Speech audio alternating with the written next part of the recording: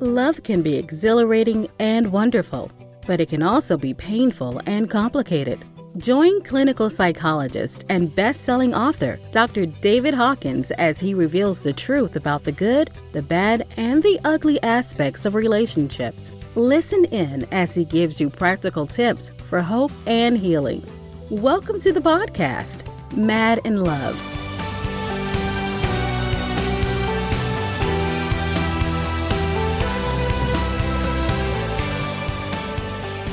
We are back. We're doing a podcast, of course, called Mad in Love because we're looking at messy relationships and relationships that are fraught with narcissism and emotional abuse, NPD traits. And I have with me, I'm Dr. David Hawkins, Director of the Marriage Recovery Center, and we specialize in narcissism and emotional abuse and all things kind of related to challenging and difficult relationships, which they are. I mean, at least the couples that come and work with us. But I have with me today in this podcast, again, Sharmen Kimbrough. I'm going to have her introduce herself, but she's been with the Marriage Recovery Center for years, and we've done many intensives together. We've rolled up our sleeves, Sharmen, and seen the best and the worst of people and the best and the worst in relationships. And so we're going to continue today. We just didn't get, there's so many things to talk about with emotional abuse. We'll do our best to stay focused today. We're going to talk about some additional facets of emotional abuse and what we see, but tell us a little bit about yourself and where are you at in this stage of your life, career, and this topic of emotional abuse and narcissism? Yeah, welcome. Thank you. Yeah, I'm Sharmen Kimbrough. Like Dr. Hawkins said, I've been here with the Marriage Recovery Center for several years, since 2015, actually. So I've had a lot of experience just helping couples, people in general, not always couples, but people in general, to just recover from the trauma of difficult relationships, particularly impacted by emotional abuse and narcissism and spiritual abuse and that kind of thing. So where I am now, just still chugging along, letting my story bring hope to other people's story, because I've been there, done that as well, and just kind of bring to the table how I've survived, and people can see that I'm still alive and well. So that in itself is encouragement that there's a way through this. So just use that to be an encouragement. I want to comment on that, Sharmen. This field of emotional abuse and narcissism is fraught with so much negativity, so much downcast in spirit, so much, frankly, depression and hopelessness. And to look at you and to see you smile, and I know you do bring a word of encouragement. So from the very outset here, you're conveying to people that there is life beyond this, or there is overcoming. It's not just coping. It's not just coping and adapting and accommodating and kind of making the best of the situation. And I'm not faulting anybody there, but you don't believe in that. You believe that there's overcoming and. Oh yeah. Yeah, the reality of life is that no one gets through life unscathed by trauma. Like, that's the reality of life. And so being able to embrace trauma, not in the sense that it just is meant to destroy you, but that it is a part of life meant to be overcome. So, we talk a lot about the redemption story that, as a Christ-centered organization, we have this idea that God is using everything about life to be a story of redemption. And it wouldn't be a very big story if there wasn't anything that needed to be redeemed. Oh my. And so walking through the stuff to be able to see life and see joy, to carry grief even while you're still reaching for joy, is the adventure of life. So yes, I do believe that there is a way to overcome. I have seen people overcome things you cannot even imagine. And so it is true. There is life on the other side, but it must be fought for. Because if you just go with the flow, you're just going to end up at the bottom of the river somewhere. Because all things return to dust, right? That's a quotable quote. Okay, all right. So yeah, let's not just go with the flow. Let's swim upstream and reach dry ground and then celebrate. So so this is the podcast, and Mad in Love is about overcoming messiness in relationships and being victorious in relationships.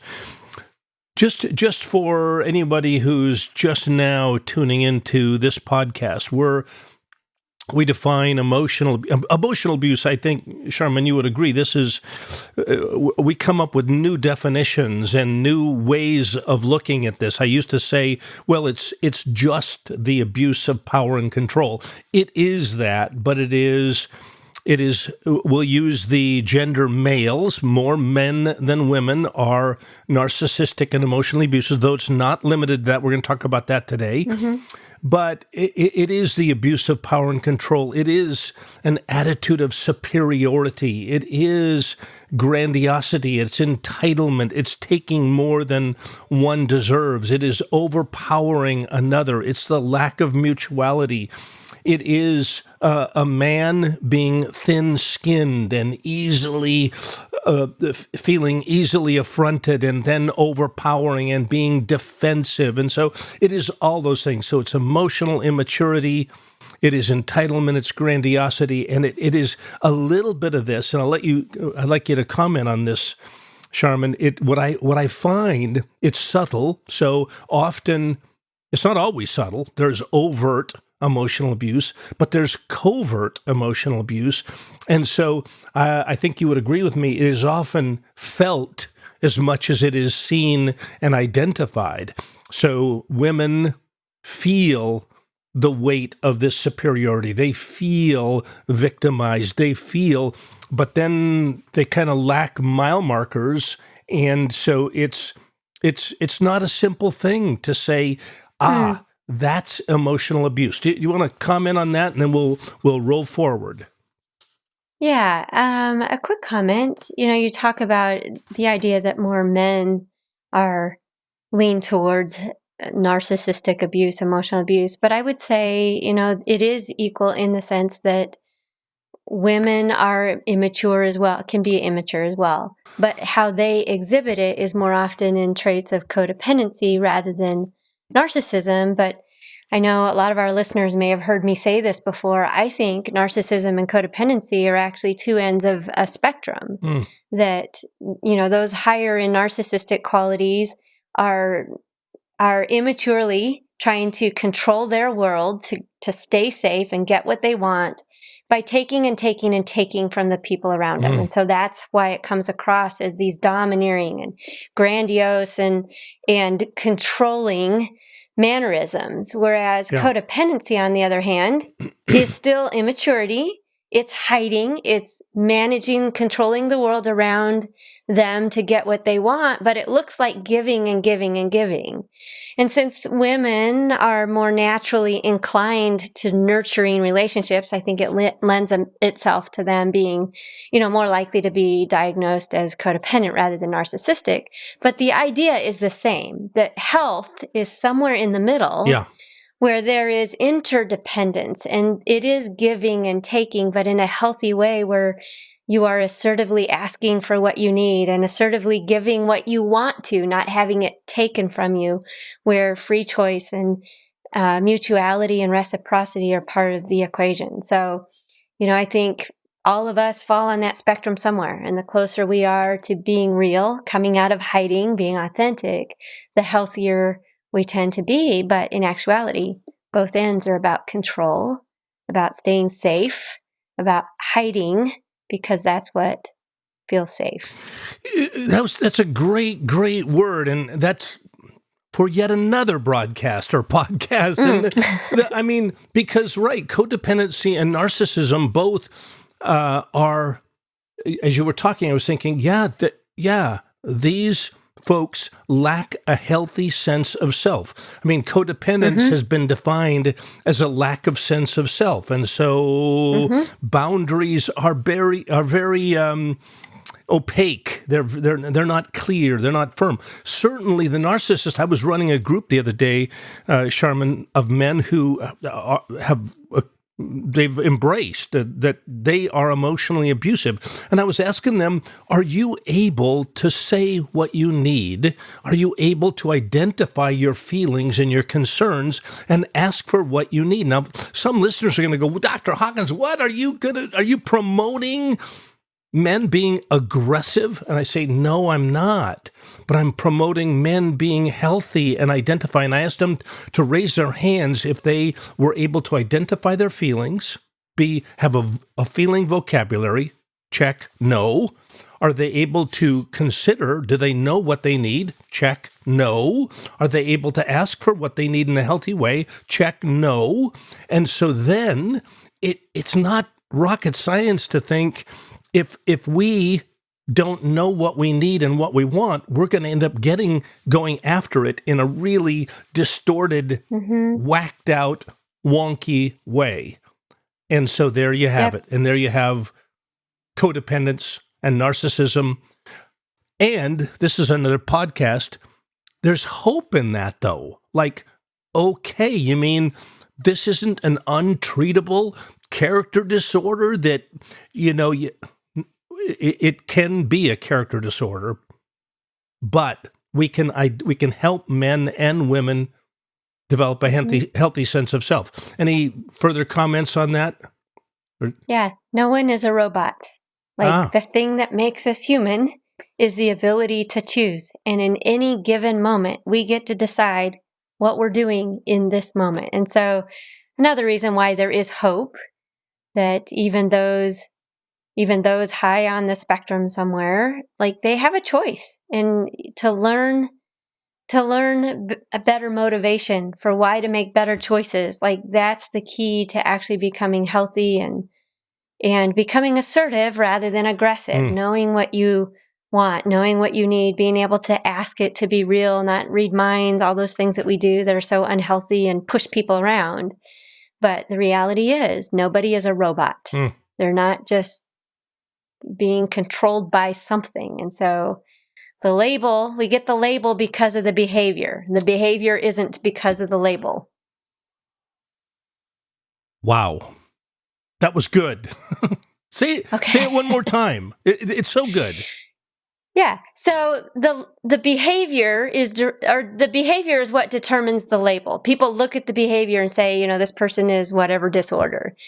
The behavior did not come from the label. We didn't call this person narcissistic personality disordered or whatever, and then thus he became this thing. So again, it's the behavior, it's the way people show up in life that is the point. The label just helps to make sense of it. Helped you see what you're dealing with. So by the way, everybody listening, that was really priceless, what Sharmen just said. So therefore, please, and I'm going to go off on a really quick tangent, please put aside he's being narcissistic. Put that aside, please. Comment on, I noticed you walked out of the room when I was talking. I noticed that you just talked over me. I noticed that you name the behavior that's going on and talk about how you feel about that behavior and what you want changed. Now we can get to something. We're not going to get anywhere by starting with, you're narcissistic, that's all you are. Okay, anyway. All right, segue. We need to talk about, would you comment again? We did a little bit of this in the last podcast, but can emotional abuse be seen in both men and women? And more comments on that. What do you see there in regards to what's happening? Are women narcissistic as well? What do you, by the way, you specialize, you've been doing this, and this woman is highly, highly trained. And I don't say that just because you're on a podcast with me. You know that I hope you know that I have immense respect for you. Yeah, thank you. Yeah.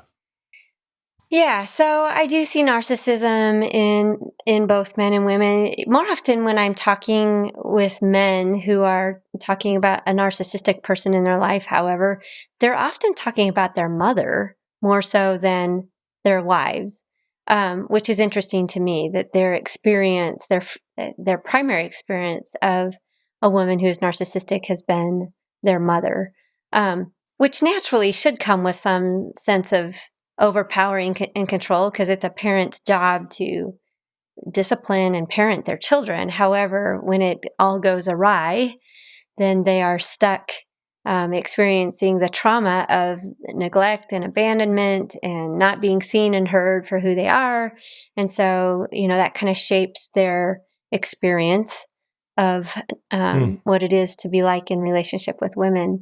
Um, more often in more often in the people I see, the way men experience the narcissistic abuse, so to speak, is actually more the codependent types of behaviors where, um, where women they're rightfully afraid because they're responding to his bad behavior, but they don't ask for what they need. And when they do, they do it in such a way that they're really dancing around the topic and it feels controlling, and they leave room to make him read her mind or she has to read his mind. And those kinds of things can feel emotionally abusive as well. And so a good bit of it is learned responses to abnormal behavior that just kind of snowballs into it all being a mess where nobody's communicating well.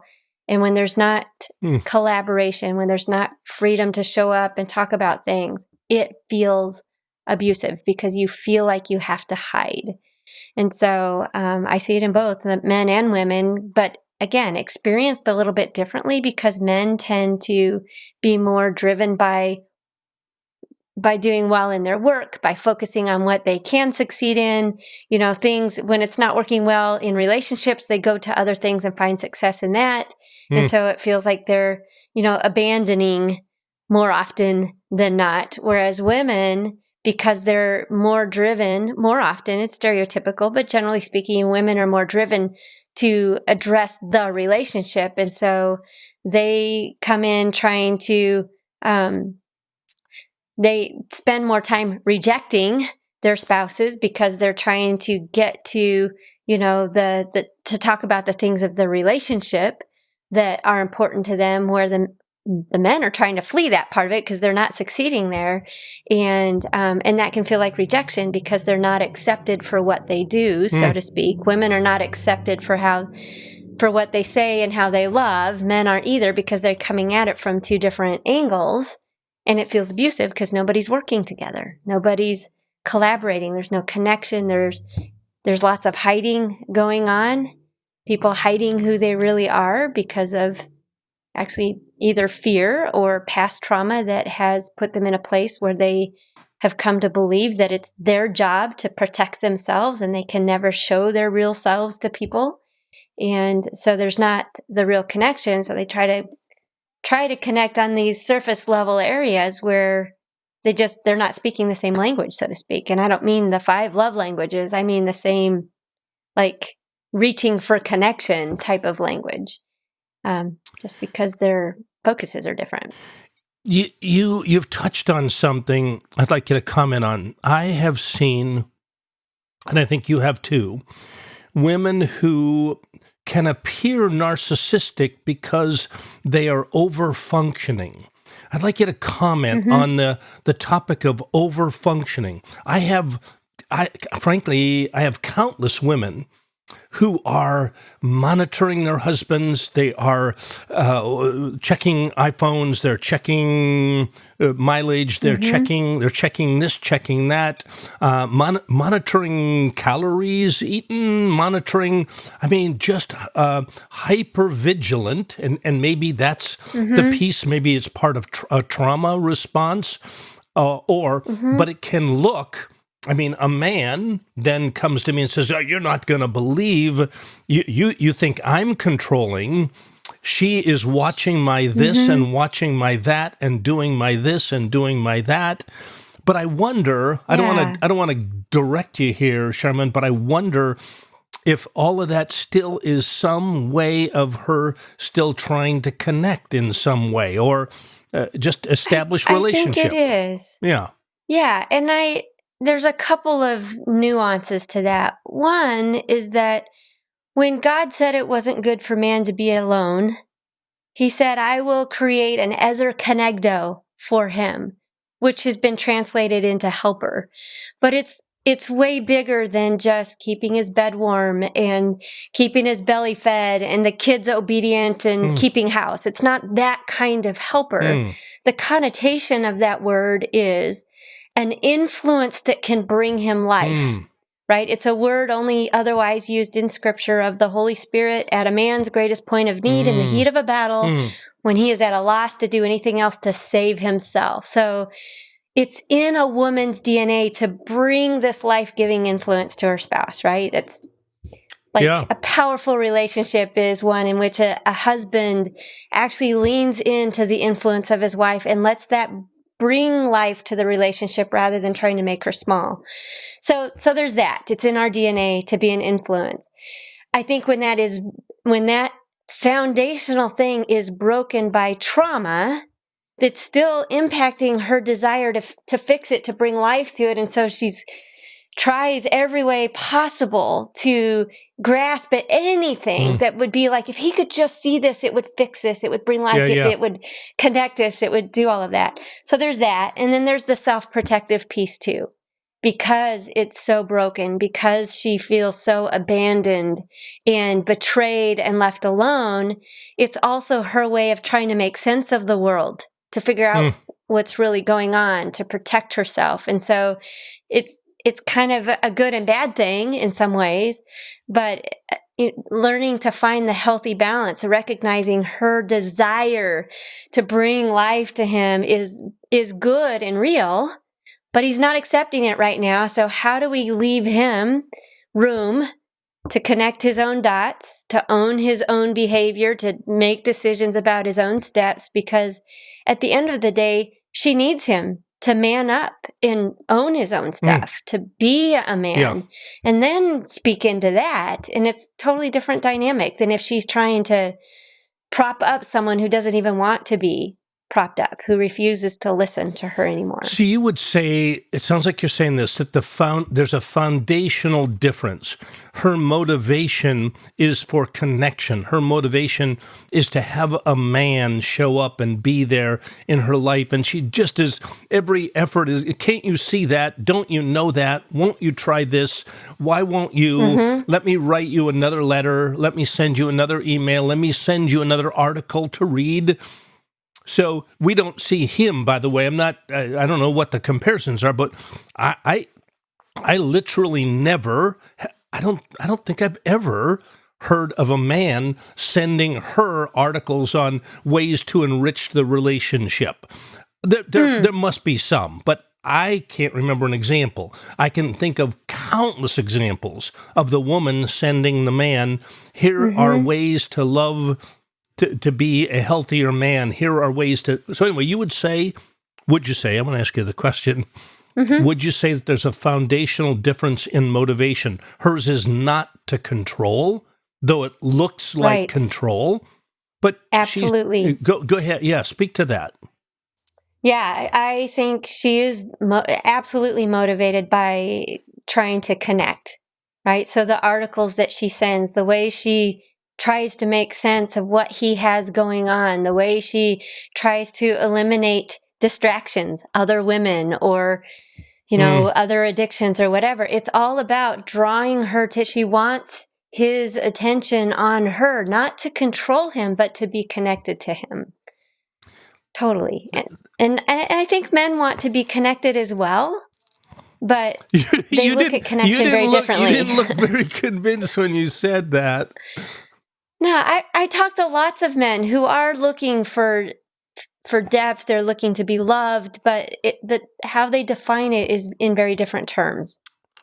This is a bit of a tangent, but yeah, I don't think it's any secret to women, especially when I ask men, do you love your wife? Oh, yeah, cool. What a dumb question. Well, tell me about that. Well, well, I, uh, she's a good cook, and she's been great with the kids. Yeah, yeah, right. But tell me about her. Tell me what you love about her character. Oh, well, I mean, I love her character. Right, right. I got that. Tell me what, how, exactly, specifics. They can't do it. They can't do it.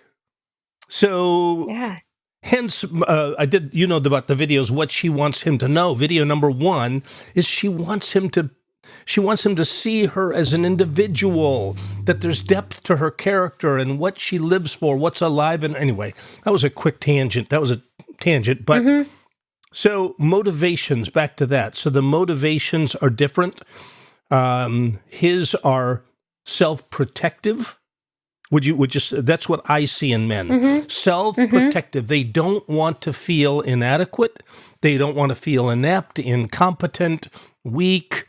They don't want to feel a sense of healthy shame or healthy remorse.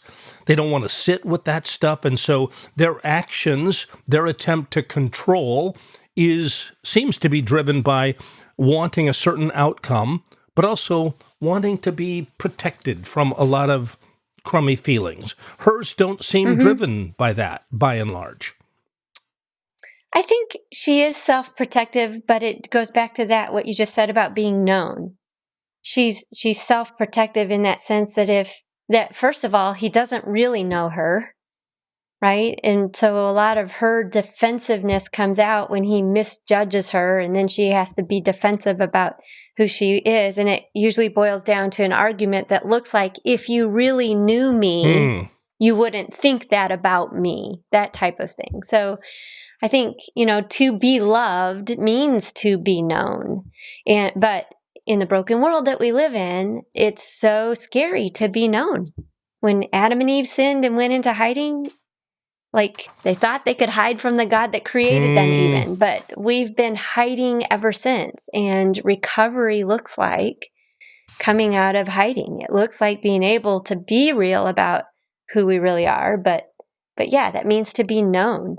So kind of another little tangent of, again, the idea of healing, that coming out of hiding looks like being known. One of the things we have to work on with our couples is getting them to a place where they can make room for the other person to be very different than the paradigm they've made up in their head, the narrative they've made up in their head about the other person, and making space for that.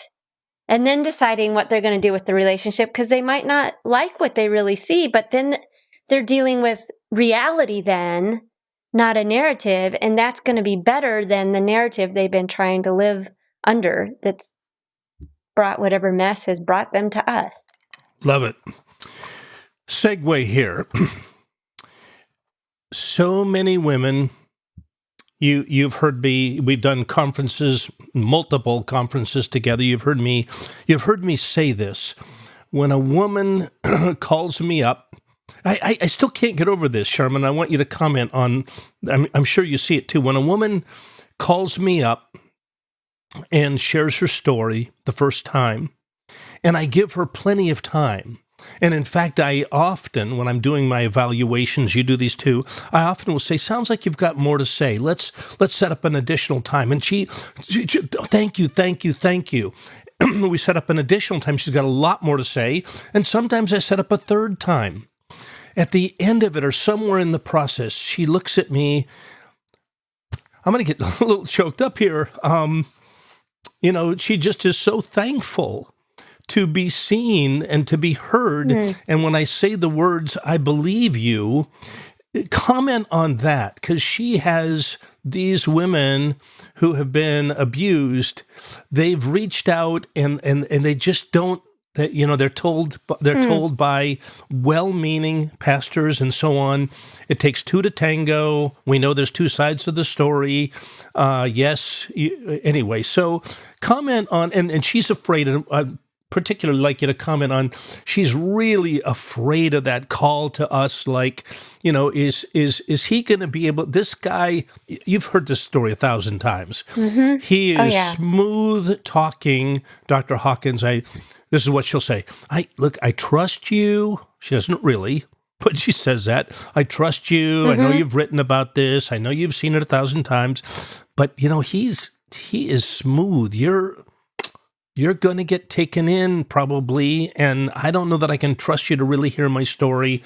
All right, what do you see? So, yeah, I see that same thing too. One of the things I tell, the guys too, but I work most often with the women, but I tell them, having that fear is valid because the reality of that fear is if he continues to do that, you're still not building the relationship. It's still not creating a context for you to build a relationship.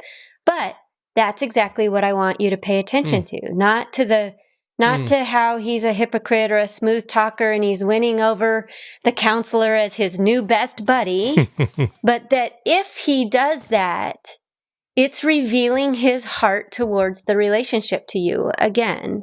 And the best thing you can do is quit denying that he's not offering you a relationship in that place, that he's actually just trying to make really good friends and protect his own image still. So that you take the opportunity to make some different choices in that place, because there's not going to be change until you're serious about saying, I'm not going to participate in this any longer. So if he's in the counseling office and you see he's winning over the counselor and they're new best friends and they're talking about playing tennis together or whatever, and you're just sitting back again, feeling that depth of betrayal, that now here's another counselor even that's not standing up for you. Instead of sitting there, I say, look at that and go, okay, I have done everything I know to do to invite this man into a different type of relationship. There comes a point where I have to honor that he is bringing to the table what he wants to bring to the table. And honoring it might look like, I'm done with that. He can have that counselor. I'm going to go see my attorney or whatever the next step is. But it's perfect opportunity to say, now it's time for an intervention. Because you can, again, stay stuck in that pit where you end up just feeling more and more betrayed, more and more a victim of the circumstances, because what's not happening because what you want to have happen is not happening. Or you can go, wait a minute, what I wanted to happen is not happening. And I have some choices about what I do next because he would rather spend all of this time and money to be really good friends with Sharmen or Dr. Hawkins rather than look at what's going on in his relationship, the person he's married to. And so if he wants to be that way, I'm done trying to drag him into something different. It's my last hurrah at that. It's costing me too much. I'm going to quote you here. Speak to this. Manipulation is only successful when the one being manipulated gives up their own agency to think, to choose, to process and respond. I'm going to read it again because it's so powerful. It's so empowering. Manipulation, this is true for any of us. This is a takeaway for me. Manipulation is only successful when the one being manipulated, that's you, that's me, whoever, when the one being manipulated gives up their own agency to think, to choose, to process, and respond. Comment some more on that. Yeah. So one of the things, I've said this already, one of the things that makes us human, the most important thing that makes us human is free choice, the right room agency to choose. The problem is we grow up in a society, a culture that teaches that the highest form of godliness is compliance. Having someone else tell us what to do. And so we end up in cults or churches or families or marriages where our entire life is driven by our identity, worth, and value is in what someone tells us to do, right? That's totally manipulation. But when you can come back to your God-given right to choose it starts with that choice of surrender to him versus doing what's right in your own eyes. Like, that's the foundational piece. Everything else is a reflection of that. God never coerces us to choose him. It's not meaningful unless it's a free choice of our free will to say, God, you are my God. Here's my life, right? So that's reflected in every other part of our lives. So when we can take that back and realize the highest form of godliness is free choice to join into relationships, but also to step out of the ones that are toxic and evil and destroying who we are, that we're not created to be part of a collective. We are each unique and individual, and God has gifted each of us with something to bring to the table. And so learning to grab a hold of that, which is the human journey as well, learning who we are. What has God put in us to leave his mark on the world in our own way? That's what we're going to have to give an account for someday. So owning that looks like also saying, wait, like the person right next to me is really loud and obnoxious. He's really a bully, demanding that I be a certain thing or do a certain thing or whatever, but I don't have to go along. Boundaries. Mm-hmm. So that segues. Let's talk about boundaries again. So this is. So you didn't use the word, but I think you were almost like ready to, making choices means saying, yes, I will come alongside of you if this happens or that happens. I feel safe. I feel cared for. I feel loved. And if I don't, I'm going to step away in some fashion. But that's tough work. That is really, really tough work. Speak to that. Yep. So it is tough work, but Proverbs says wisdom is supreme, though it costs everything you have, get understanding. And goes on to talk about how the prudent see danger and take refuge, but the fool keeps going and suffers for it. So is it a tough road to find wisdom, to find truth, to find abundant life? Absolutely. But again, it's part of the redemption story. So it is hard work, and yet it is our prerogative to chase after what is good and right and true, to do that work of finding who we are, who God has created us to be, and then walking a path that is congruent with that, which includes boundaries on that path to keep us from falling off the cliff, right? But those boundaries are those things that we put into place where we decide who we're going to hang out with, what we're going to do with our time and our efforts and our money and our energy. It's us determining our steps. Boundaries aren't what we tell other people to do because, again, that's their prerogative to decide that for themselves. But it's what we put into place so that we stay on the road to wisdom versus getting pulled off or pushed off the cliff and become screaming, crazy, drunken, whatever we get when all our buttons are pushed and we're not paying attention to our boundaries. Describe for me, I'm going to throw you a little bit of a curveball here. Describe for me a woman, obviously unnamed, but a woman who might come to your mind who's doing this well. What does she look like? That she's identified the manipulation. She's identified the emotional abuse. She can see it now. She can name it now. I don't want to keep putting words because I want you to describe this woman and how is she establishing boundaries, even perhaps staying in the relationship or maybe not staying in the relationship. What does she look like? I would say one of the number one markers is the questions she's asking herself, right? So when a woman is a mess, a basket case, has no sense of safety, she's asking herself, what do I have to do to be safe? How do I make him be safe? How do I make him stop? Right?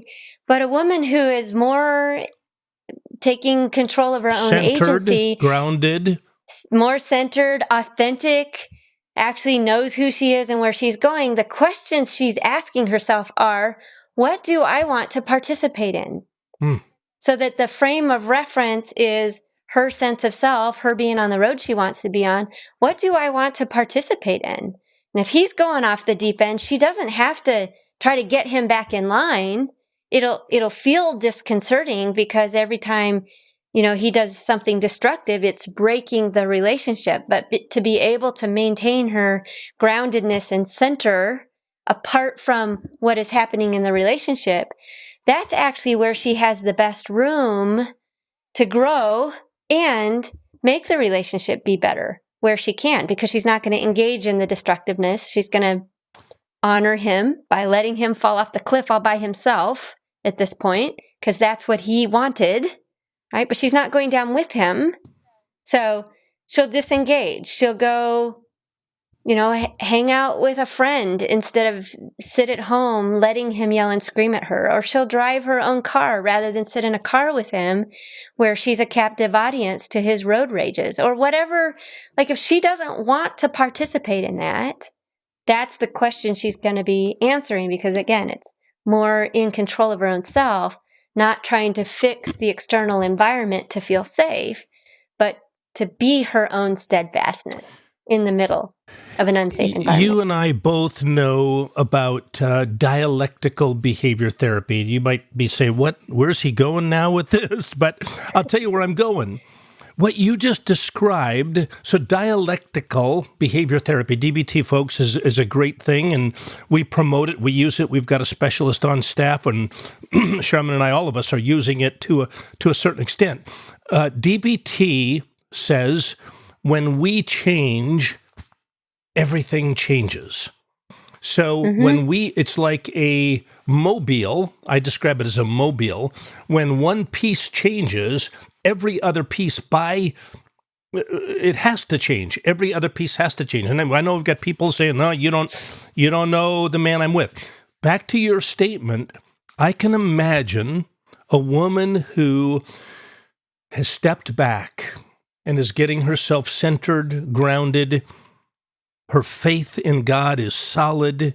She's on her own journey. She's establishing healthier boundaries. Would you say, now it's not we don't believe in magic. I don't believe in magic. No.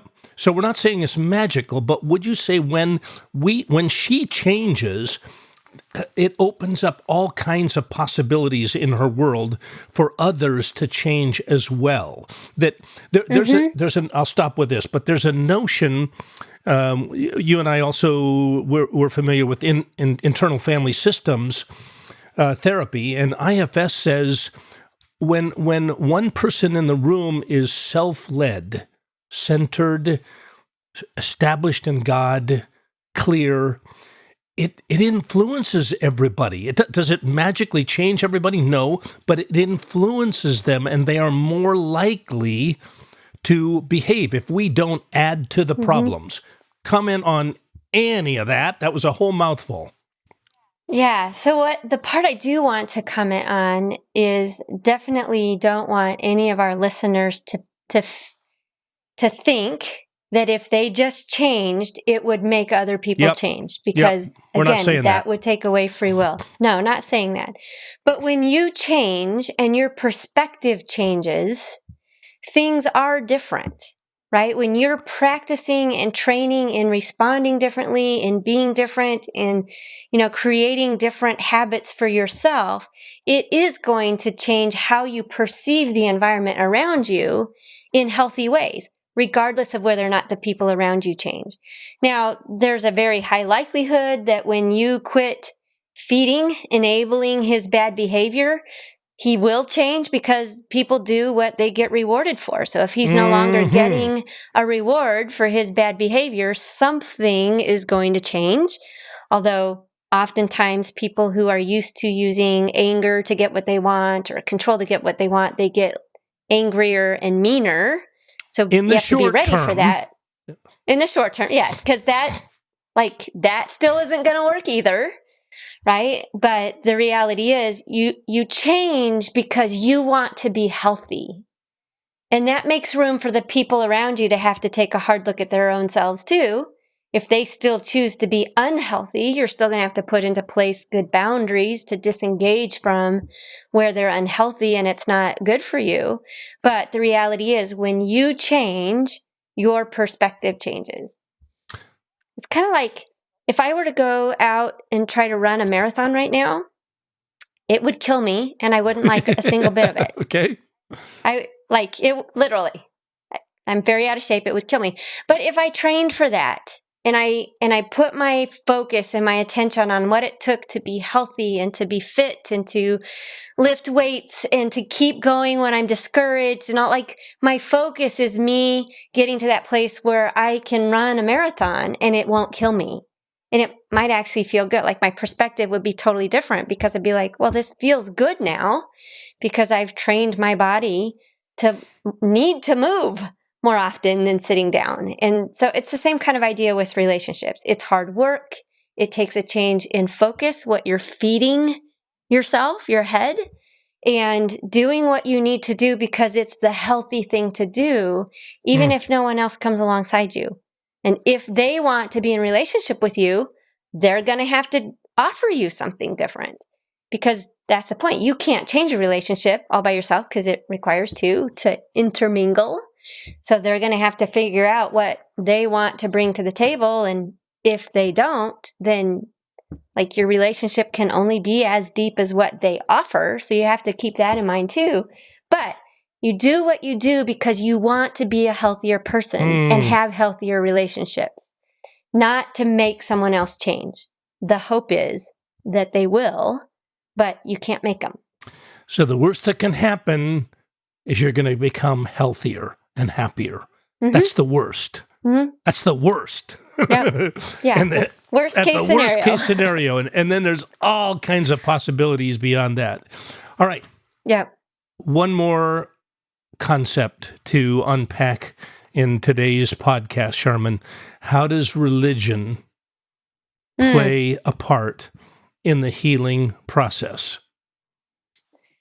So I would actually distinguish between religion and spirituality. Like, religion really speaks to the practices, the disciplines of religion, going to church, reading your Bible, praying, whatever those ministry-oriented things are, whereas spirituality is really about your heart with God, your heart connected to God. I think religion is good because it does have a lot of room to turn our hearts towards God, but I think it can also be used as a tool to beat up other people, to become oppressive. And so spirituality is really about the heart of God. And like I said a minute ago, I think everything actually stems from the whole point being God brings us to each of us to a point in our life where we're at that crossroad where we either choose to surrender to Him. My life is yours, God. Whatever you have for me today, the answer is yes. Surrender, versus, nope, I'm going to order my life according to what I want and where I'm going and what I'm driven to do. And it requires that's a spiritual transformation in that place, one way or the other. And everything else stems from that. So when we're talking about relationships, if there isn't the right function, order versus disorder of that relationship with God, there can't be a right function or order in relationships with other people, because in reality, without God, you cannot love other people. Like, everything you do is about return on investment when it's you ordering your own world.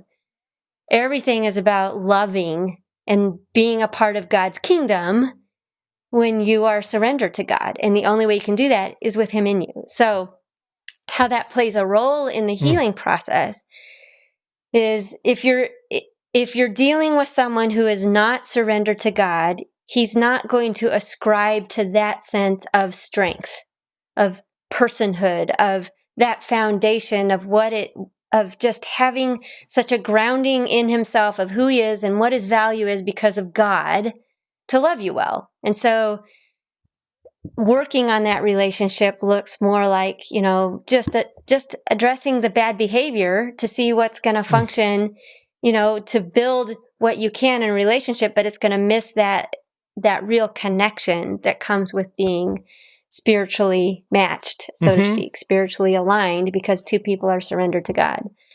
So I think, that's something really important to remember. A lot of the couples that come to us, more often than not, one or the other is more inclined to say, why don't we just see what God has to say about this? And the other is either saying, no, I don't want to hear about God, or is saying, well, I want to see what God has to say about this. You're supposed to be not withholding your body from me, and you're supposed to be obeying me. And, it gets turned around in really destructive ways. And so again, if you're grounded in God, like love him, heart, soul, mind, and strength, we don't take that desperation to other people to fill that place in us. We know who we are. We know where we're going. We're growing in that. Otherwise, it is about desperately trying to keep that hole filled, and it doesn't really work well. But we can help couples have good relationships if they want to, but there has to be an understanding that without God, it is still based on the return on investment. Like, I'm going to do for you and you can do for me, and we can make this be beautiful together, but it's still going to lack some real depth of connection.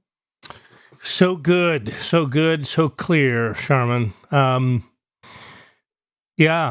think we've given our listeners a lot to think about. And I don't know if there's anything else that you want to add. There's so much here, but I think this has been a good podcast to think about emotional abuse and what does it look like, and how do we come out of it in the future. I'll put a teaser out there. I want you, at least you and I, and maybe you and I and another colleague, to unpack the topic of inside the mind of the emotional abuser, and what does that look like, and hope for change. But I think as a teaser, I think we would both say it's all possible. It's all possible that we see people every day, men and women, who come to us, and to one extent or another, they're open to being influenced. They wouldn't have walked through our door had they not had some quest that they were after, something. So pain, it may show up on our doorstep as pain, and it may show up on our doorstep as a complaint, a very loud complaint, but that still is someone saying, please help me. You agree with that? Oh, yeah. And it's a moment in time where we get a chance to just see inside someone's heart, so to speak, and give them some tidbits of help and hope to see a different way. What they do with it is up to them, but just such an opportunity to go, wait a minute, there's more to life than what I'm seeing or experiencing. How can I tap into it? What do I need to look at? What needs to change? How do I grasp something different than what I have going on? Because we can. That's the thing. We can grasp something different if we want to. Yeah. All right. Well, Sharmen, as always, thank you. We will have you again for sure. You're doing a great work with women and men, couples, but all right. So, listeners, if any of this resonates with you, and Sharmen and I think it resonates with everybody, because relationships are messy. And so we see, to one extent or another, we see emotional abuse in many, if not most, relationships. And we believe that change is possible. But at any rate, if any of this resonates with you, call our office and book a time with our trained client care team, and they will discuss with you how to get started. You should see a button at the bottom of the screen that you can click, and it will allow you to subscribe to future podcasts. Like we said, we're gonna talk about inside the mind of the emotionally abusive man and the emotionally abusive woman. So, all right. Thank you, everyone, for listening in. Sharmen, again, thank you for being a guest here. All right. Take care. Thanks.